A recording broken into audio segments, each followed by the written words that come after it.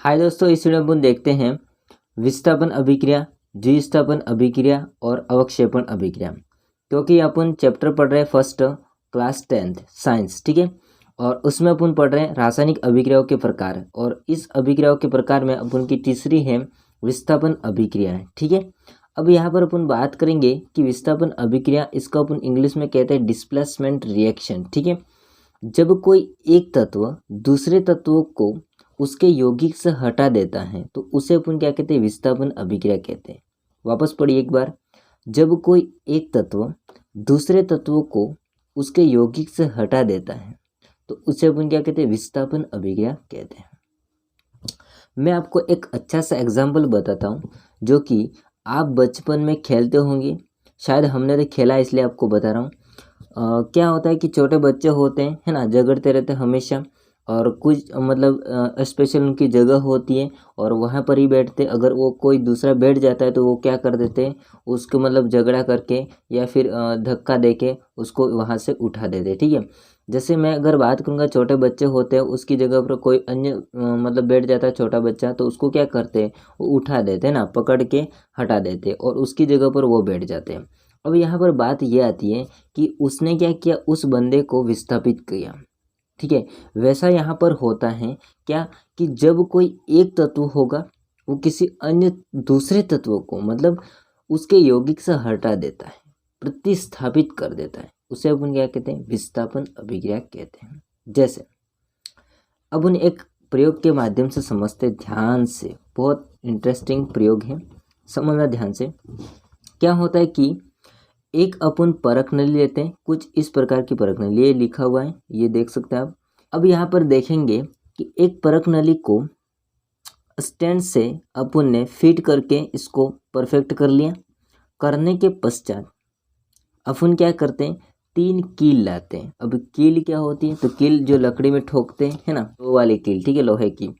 तो लोहे की जो कील लाते हैं 3, कितनी लाते हैं, 3। हालांकि 4 लाओ तो भी कोई फर्क नहीं पड़ता है। तो अपन क्या करते हैं, उन कील को धागे से बांध देते और धागे से बांध करके, स्टैंड से बांध करके उसको परख नली में डाल देते हैं। डालने के पश्चात 2 किलो को डालेंगे अपन और 2 किलो को बाहर रखेंगे, 1 किलो को बाहर रखेंगे, ठीक है। अब एक परख नली तो अपन ने क्या किया, उस परख नली के अंदर कॉपर सल्फेट का विलयन डाल दिया, जिसमें अपन ने कील डाली है, ठीक है, उसमें कॉपर सल्फेट का विलयन डाल दिया।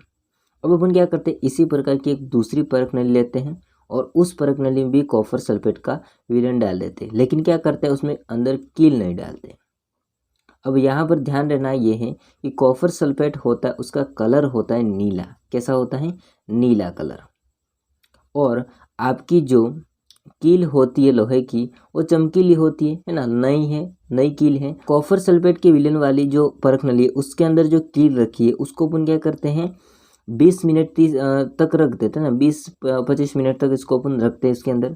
और उसके बाद अपन इसको निकालते हैं बाहर, और निकालने के पश्चात हम देखते हैं कि बाहर वाली कील और जो अंदर डाली थी, उन दोनों में क्या फ़र्क दिखाई देता है या नहीं दिखाई देता है। दूसरी बात अपन कंपेयर करेंगे कि जो आपका कॉपर सल्फेट विलयन है जिसके अंदर कील डाली गई थी, वो कैसा है, और अपने दूसरे परख नली लिया था, मैं एक ही परख नली बनाई है, दूसरी परख नली आप ले सकते हैं, ठीक है। तो उसके अंदर जो कॉपर सल्फेट का विलयन था वो कैसा था और ये कैसा है, ठीक है। मैं आपको एक बात बताऊं, देखो कॉपर सल्फेट का विलयन होता है, उसका कलर मैंने अभी आपको बताया कैसा होता है, नीला। अब यहाँ पर जिसके अंदर कील डाली थी वो कैसा हो गया, मलिन पड़ गया। कैसा पड़ गया, मलिन। और आपकी कील जो थी वो भूरे कलर की हो जाती है। जो बाहर वाली थी वो चमकीली थी, है ना, मतलब अच्छी थी, नई थी। और अंदर जो डाली रखी थी वो कैसे होगी, भूरे कलर की होगी। अब इसका कारण क्या है भाई, तो कारण तो बहुत बड़ा हो जाएगा, है ना। अब इस कारण को अपन छोटा करके समझते, ध्यान से पढ़िए, है ना, इस रिएक्शन को समझिए, आपको दिमाग में बिल्कुल बैठ जाएगी। क्या होता है इसको समझिए। देखो होता ये है कि आपकी आयरन की कील थी और कॉपर सल्फेट का सॉल्यूशन था। अब होता ये है कि आयरन आपका कॉपर को प्रतिस्थापित कर देता है, मतलब कॉपर की जगह पर आयरन आके बैठ जाता है और आयरन होता है वो सॉल्यूशन बना देता है आयरन जो कि सल्फेट का सॉल्यूशन, एंड कॉपर होता है आपका अलग हो जाता है। हुआ ये कि जो आपकी कील थी वो भूरे कलर की हो गई, साथ में आपका जो कॉपर सल्फेट का सॉल्यूशन था वो कैसा मलिन पड़ गया, क्योंकि अब बन गया है आयरन सल्फेट का सॉल्यूशन। अब उनको समझना ये है कि भैया यहाँ पर इसको इसने प्रतिस्थापित किया, तो एक तत्व ने दूसरे तत्व को उसके यौगिक से, ये पूरा यौगिक है, उससे प्रतिस्थापित कर दिया, इसलिए इसका नाम है विस्थापन अभिक्रिया, डिस्प्लेसमेंट रिएक्शन। अब अपन अन्य अभिक्रिया देखते हैं, जैसे Zn plus CuSO4 copper sulphate है, इसमें जिंक होता है वो कॉपर को प्रतिस्थापित कर देता है और ZnSO4 का सॉल्यूशन बन जाता है और कॉपर अलग हो जाता है। उसी प्रकार से जैसे लेड है, Pb इसको अपन लेड बोलते हैं, है ना, और CuCl2 इसका नाम है कॉपर क्लोराइड। अब होता ये है कि आपका जो लेड होगा वो कॉपर को प्रतिस्थापित कर देगा और बना देगा लेड क्लोराइड, एंड साथ में कॉपर अलग हो जाता है। अब ऐसा क्यों होता है, क्योंकि यहाँ पर लेड और जिंक होते हैं वो अधिक क्रियाशील होते हैं कॉपर की तुलना में, इसलिए वो प्रतिस्थापित कर देते हैं, विस्थापित कर देते हैं, और इसी के कारण से आपकी विस्थापन अभिक्रिया कंप्लीट होती है। ठीक है, इसका अगर आप स्क्रीनशॉट लेना चाहते हैं भैया जी तो बिल्कुल ले सकते हैं। ठीक है, एक्सपेरिमेंट का अगर लेना चाहते हैं तो भी ले सकते भैया। चलिए अपन तो दूसरी अभिक्रिया का नाम है द्विस्थापन अभिक्रिया, डबल डिस्प्लेसमेंट रिएक्शन। अब यहाँ पर डबल होगा, जो वहाँ पर हो रहा था विस्थापन में उससे डबल हो जाएगा।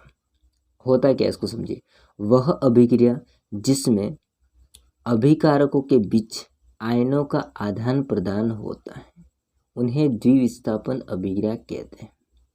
वह अभिक्रिया जिसमें अभिकारक होते हैं उसके बीच आयनों का आदान प्रदान होता है तो उसको अपन कहते हैं द्विविस्थापन अभिक्रिया। होता क्या इसको समझना है ध्यान से। देखिए एक प्रयोग अपन करते थे, प्रयोग में अपन क्या करते हैं, पहले अपन क्या करते हैं, सोडियम होता है सल्फेट, उसका विलयन युक्त एक परख नली ले लेते हैं। एक परख नली के अंदर अपन ने सोडियम सल्फेट का 3 ml तक अपन विलयन ले लेते हैं। इसके बाद में दूसरी परख नली होती है उसमें बेरियम क्लोराइड का विलयन लेते हैं 3 ml तक, है ना, उसमें परख नली में। अब क्या करते हैं, इन दोनों को मिलाते हैं। मिलाने के पश्चात अपन देखते हैं कि इसमें एक श्वेत प्रकार का, एक श्वेत मतलब सफ़ेद सफ़ेद अवक्षेप बन जाता है। अवक्षेप क्या होता है, तो जो उसके अंदर नहीं घुलता है तो उसको अपन कहते हैं अवक्षेप, जो कि तली में बैठ जाता है। ठीक है, उसको इंग्लिश में बोलते हैं प्रेसिपिटेशन। ठीक है, पीपीटी बोलते हैं।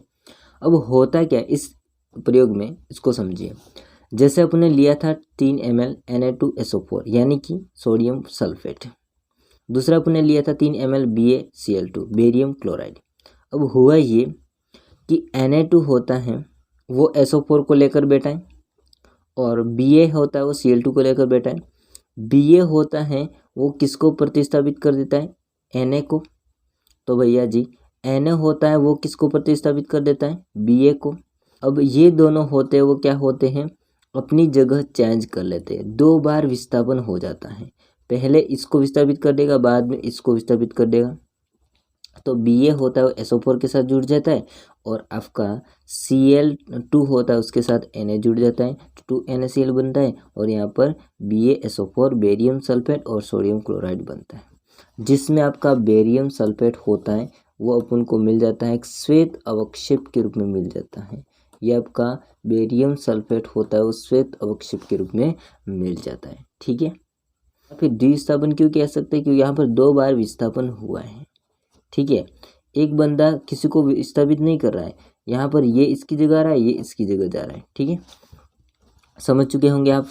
तो दोस्तों अपन एक लास्ट रिएक्शन दे लेते हैं जिसका नाम है अवक्षेपण अभिक्रिया। अभी मैंने बात की वही है प्रेसिपिटेशन रिएक्शन। देखो अवक्षेपण का मतलब ये होगा कि जो अविलेय होता है ना, घुलता नहीं है पदार्थ। ठीक है, तो इसकी डेफिनेशन है वह अभिक्रिया जिसमें एक अविलेय पदार्थ बनता है, मतलब ऐसी अभिक्रिया होगी जिसमें एक अविलेय पदार्थ बनेगा तो उसको अपन कहते हैं अवक्षेपण अभिक्रिया। ठीक है, जैसे NaCl था, नमक था साधारण, उसको अपन AgNO3 के साथ घोलते हैं।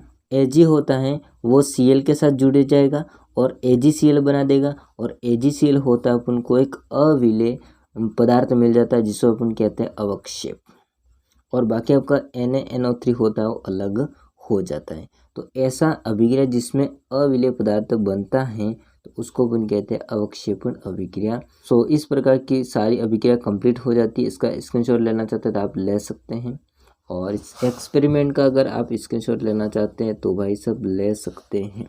तो दोस्तों ये वीडियो आपको कैसा लगा कमेंट जरूर कीजिए, अपने दोस्तों में शेयर जरूर कीजिए, और पहली बार अगर आए हो तो चैनल को सब्सक्राइब करना ना भूलें। तो दोस्तों इसी प्रकार से वीडियो देखने के लिए चैनल को जरूर सब्सक्राइब कर देना और अच्छा सा कमेंट कर देना। तो मिलते हैं नेक्स्ट वीडियो में, चलो जय हिंद, वंदे मातरम। ठीक है।